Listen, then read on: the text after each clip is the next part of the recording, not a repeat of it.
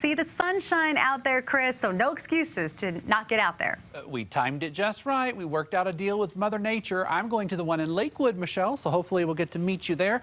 One of the higher snow totals here in Metro Denver, right in this Congress Park area, 2.3 inches from John, 1 inch down on the south side, southwest of Lone Tree from our weather watcher, Ron Rannick. Got a couple of ski area snow totals for you.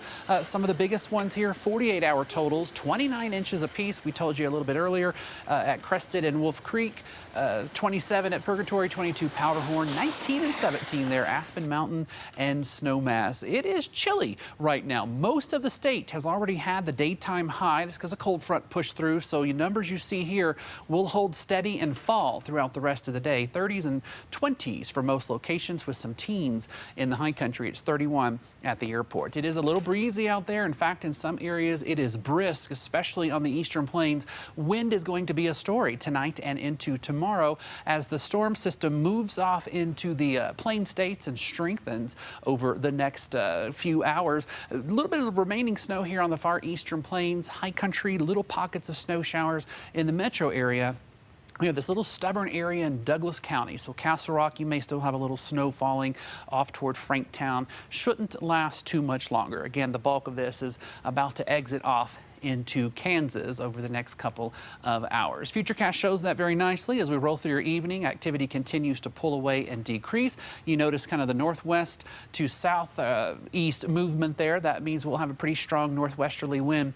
Despite very minimal snow totals still expected in the high country, the Weather Service will continue the warning and advisory through 6 o'clock. That's mainly just to alert you for travel purposes.